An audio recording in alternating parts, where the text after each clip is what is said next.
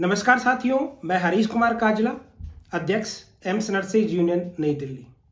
साथियों, इस वीडियो संदेश के माध्यम से आज मैं एक बहुत बड़ा सच्चाईपूर्ण एक खुलासा मैं आप लोगों के सामने करने जा रहा हूं कि कौन लोग 80-20 के खिलाफ लड़ रहे हैं और कौन लोग 80-20 के खिलाफ लड़ने वालों की मुहिम को बदनाम कर रहे हैं या उन्हें कमजोर करने की कोशिश कर रहे हैं। यानी मैं 80-20 के उन गद्दारों का आज एक बहुत बड़ा खुलासा आप सभी लोगों के सामने करने जा रहा हूं। और आप लोगों से मेरा निवेदन ये रहेगा कि आप इस वीडियो संदेश को उन सभी नर्सिंग प्रोफेशन से संबंधित लोगों तक भेजें और उन लोगों को ये सच्चाई पता लग सके कि कौन प्रोफेशन के लिए लड़ रहा है और कौन प्रोफेशन के खिलाफ लड़ रहा है। साथियों, जैसा कि आप सभी को पता है कि 80-20 का जो हमारा इश्यू है वो भारत सरकार के सर्वोच्च न्यायालय यानी कि सुप्रीम कोर्ट में लंबित है और हमारी वहाँ पे हियरिंग कई दिनों से नहीं हो पा रही है। वहाँ की एक प्रक्रिया होती है और हमारा केस है वो कई बार नहीं लग पा रहा है। तो आज एक हमारी डेट बहुत महत्वपूर्ण डेट थी और हमारा जो वहाँ के कोर्ट के अंदर सीरियल नंबर था वो भी नियर बाई था। हम इस बात को लेकर आशान्वित थे कि आज हमारी हियरिंग होगी और हमें कुछ डायरेक्शंस मिलेंगे या हमें कुछ डेवलपमेंट देखने को मिलेंगे। लेकिन साथियों, क्या होता है कि मैं एक आज की बात कहने से पहले मैं आपको थोड़ा फ्लैशबैक में ले जाना चाहता हूँ। कुछ समय पहले आपने सुना होगा कि हमारी एक बहुत बड़ी महत्वपूर्ण डेट आ रही है और सर्वोच्च न्यायालय आज हमें 80-20 के मामले में बड़ा एक फैसला देने वाला था। लेकिन साथियों, तो उस टाइम पे क्या हुआ कि हमारे जो काउंसिल थे, जो एडवोकेट थे, उनके घर पे कोई मेडिकल इमरजेंसी हुई और उन्होंने अपनी जो कोर्ट की प्रक्रिया होती है उसके तहत एक एप्लीकेशन दी और उन्होंने 2 वीक का उसमें टाइम मेंशन करना पड़ता है, जो उन्होंने मेंशन किया और डेट में उस दिन सुनवाई नहीं हो पाई और नेक्स्ट डेट मिल गई। तो साथियों, उस चीज को जो 80-20 के मामले पे आज तक कभी लड़े नहीं उन लोगों ने, और जो लड़ रहे हैं एम्स नर्सेज यूनियन और हरीश काजला जो 80-20 के खिलाफ आप लोगों के लिए लड़ रहा है, उसके खिलाफ एक बड़ी साजिश रची गई और कई वीडियोधारी सामने आए और हमारी इस मुहिम को बदनाम करने की कोशिश की गई कि हरीश काजला सुप्रीम कोर्ट के जो जज हैं उनसे मिले हुए हैं। जो जज सर्वोच्च न्यायालय के चीफ जस्टिस से रिटायर हुए हैं। अभी यू ललित साहब हमारे मैटर को देख रहे थे, अभी रस्तोगी साहब हमारे मैटर को देख रहे हैं। तो ये कहा गया कि हरीश काजला ने सुप्रीम कोर्ट में सेटिंग कर ली, वो एम्स के एडमिशन से मिला हुआ है। कई कई तरह के वीडियो बनाए गए और वो वीडियोधारी ने बड़े तगड़े तरीके से, बड़े प्रोफेशनल वे में वीडियो बनाए गए और हमारी मुहिम को कमजोर करने की कोशिश की गई। और मैंने उस पर डिटेल वीडियो बनाया और लोगों को ये जो वहाँ की सुप्रीम कोर्ट या जो कोर्ट्स की जो वैधानिक प्रक्रियाएं होती हैं उनके बारे में समझाने की कोशिश की गई थी उस टाइम पे भी कि कोर्ट के अंदर इस तरह की चीजें नहीं होती हैं। लोग हमें बदनाम कर रहे हैं। जो लोग कभी 80-20 के खिलाफ आंदोलनों में शामिल नहीं हुए, उन्होंने कोई प्रयास नहीं किया, वो लोग उस टाइम हमें कानूनी ज्ञान दे रहे थे। और साथियों, आज भी एक महत्वपूर्ण डेट थी, उसमें भी सेम हुआ कि जो हमारे साथ एक जो 3 केस हमारे साथ, हम 3 पार्टी हैं 80-20 केस में, उसमें जो एक पार्टनर हैं उनकी तरफ से भी एक सेम अपील आज कोर्ट में की गई और आज एडजर्नमेंट मांगा गया। आज की जो तारीख थी उसको स्थगित करवाने की एप्लीकेशन दी गई और वो एप्लीकेशन आप सभी लोगों को सोशल मीडिया के माध्यम से अभी उपलब्ध करवा देंगे। और ये एक प्रक्रिया होती है कि कोई भी एडवोकेट अगर उस दिन अवेलेबल नहीं होता है तो वो कोर्ट में एक अपनी एप्लीकेशन देता है और कोर्ट उसको कंसिडर करके नेक्स्ट डेट देता है।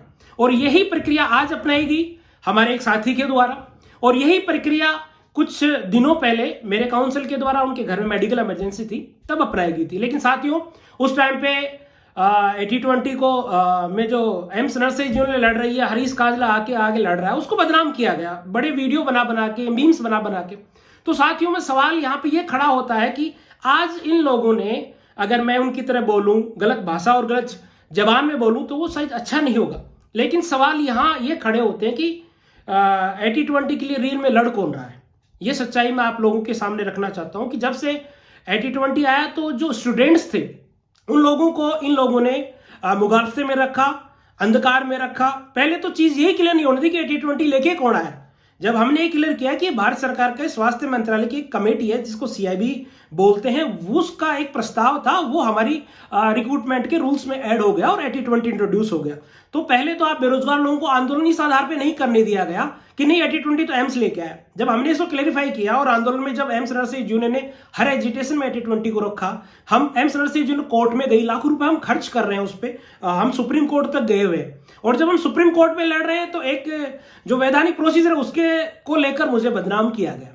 तो साथियों, इन लोगों ने कभी ना तो 80-20 के खिलाफ कोई लड़ाई लड़ी, और जो नर्सिंग यूनियन लड़ रही थी, या नर्सिंग एम्स नर्सेज यूनियन जो स्टूडेंट के साथ मिलकर एक बड़ा आंदोलन करने वाली थी, उसको कहीं ना कहीं बच्चों को आंदोलित भी नहीं करने दिया। जब बच्चे बात करने, नहीं ये आपका काम नहीं है तो एम्स करेगा, एम्स का कोई रोल नहीं था उस 80-20 लाने के अंदर। तो सबसे बड़ा मुगालसे में आपको ये रखा गया कि आपको अंधेरे में रखा गया कि 80-20 का मुद्दा एम्स डील कर रहा है, एम्स से उसमें करेगा। आप आंदोलन नहीं कर पाए, भारत सरकार से सवाल नहीं पहुंच पाए। जब आप आंदोलन नहीं कर पाए तो 80-20 आराम से लागू हो गया हर वैकेंसी में। जब हमने आंदोलन किया, उस टाइम तत्कालीन उस समय के जो चिकित्सा मंत्री थे उनका घेराव किया, हमारी स्ट्राइक्स में ऐसे मुद्दों को रखा गया, तो ये सोल्व नहीं हुआ तो हम कोर्ट गए। और जब हम कोर्ट में जा रहे हैं तब भी हमारे ऊपर इन लोगों ने इस तरह के आरोप रखे और हमें बदनाम करने की कोशिश की गई, क्योंकि वो खुद तो कुछ कर नहीं सकते और हमें बदनाम करने। तो आज सवाल उन वीडियो धारकों के सामने खड़े होते हैं कि आपने उन प्रक्रियाओं को लेके जो एम्स नर्सेज यूनियन पे उस टाइम पे आपने अटैक किया, अब लोग आपसे सवाल पूछते हैं, अब वो बेरोजगार साथी सवाल पूछते हैं कि उन प्रक्रियाओं का नाम लेके आपने एक व्यक्ति को टारगेट किया, यूनियन को टारगेट किया, और जो लड़ाई लड़ रहा है 80-20 की उसको टारगेट किया। तो सवाल यहां पे खड़ा होता है कि अब आपका क्या पक्ष रहेगा उस बात पे कि आपके एडवोकेट ने आज टाइम मांगा और आज की डेट को एडजर्नमेंट किया गया। मैं प्रक्रियाओं पे कोई सवाल नहीं खड़ा करना चाहता, लेकिन मैं उन लोगों की जो वस्तु स्थिति है या उन लोगों की जो मानसिकता है उस पर सवाल खड़ना चाहता हूं कि आप गद्दार हो, आप नर्सिंग प्रोफेशन के गद्दार हो। आपने आंदोलन नहीं होने दिया, और आपने जो सुप्रीम कोर्ट में इमेच्योर स्टेज पे हमारा केस चल रहा है, अभी डिसीजन भी नहीं है, अभी पता नहीं क्या सुनवाएगी, उसको लेकर आपने लोगों को भ्रमित किया। तो साथियों, आप सवाल करो उन लोगों से, आप पूछो उन लोगों से कि आखिर 80-20 के लिए लड़ कौन रहा है। और साथियों, सबसे बड़ी बात तो यह है कि मुझे बहुत से उस टाइम पे मैसेज आए कि हरीश जी आपको डरने की जरूरत नहीं है, हम इन लोगों को अच्छी तरह जानते हैं, आपके एम्स के लोग इसमें शामिल हैं, जो आपके एम्स में एडमिनिस्ट्रेशन की चापलूसी कर रहे हैं, चिंदी चोट टाइप लोग हैं, वो लोग हमें फोन कर रहे हैं कि आप हरीश काजला के खिलाफ वीडियो बनाइए और ये सब कीजिए। लेकिन हमें उसी टाइम पता लग गया था कि जो हरीश काजला हमें लड़ रहा है उसको ये लोग बदनाम कर रहे हैं और हमें भ्रमित करने की कोशिश कर रहे हैं। आज भी अगर ये सच्चाई आप लोगों को भी पता लगेगी कि वो सेम वैधानिक प्रक्रियाओं से आज की डेट स्थगित हुई है, तो आपका सवाल लाजमी उठता है। मैं मेरे बेरोजगार साथियों से निवेदन करना चाहता हूं कि आज आप उन लोगों से सवाल करो कि आज की डेट किसने बढ़ाई और लड़ कौन रहा आखिर। तो साथियों, अभी भी हमारा 80-20 का जो मामला है उसमें हम आंदोलन कर सकते हैं। कोर्ट में हमारा मामला लंबित है, हम वहां पे भी माननीय सर्वोच्च न्यायालय में हम निवेदन कर रहे हैं और लगातार फाइट रहेगी। तो 80-20 का मामला अभी भी हमारे हाथ में है। अगर हम मिलकर आंदोलन भी करना चाहें तो आंदोलन भी कर सकते हैं, और कोर्ट के सामने भी हमारा निवेदन लंबित है। तो साथियों, आपको सवाल करना उन लोगों से जिन लोगों ने हमारी मुहिम को कमजोर करने की कोशिश की, बड़े बड़े वीडियो बनाए, मीम्स बनाए, और जो एम्स नर्सेज यूनियन और हरीश काजला जिस चीज के लिए लड़ रहे हैं उसको बदनाम करने की कोशिश की। तो अब जो गेंद है वो आपके पाले में है। आप सभी बेरोजगार साथियों से मेरा निवेदन है कि इस वीडियो संदेश को और इस सच्चाई को हर आदमी तक पहुंचाएं, और इस वीडियो संदेश के साथ साथ मैं उस एप्लीकेशंस को भी आपके साथ शेयर करूंगा, उस सच्चाई को भी आपको बताने की कोशिश करूंगा। धन्यवाद साथियों।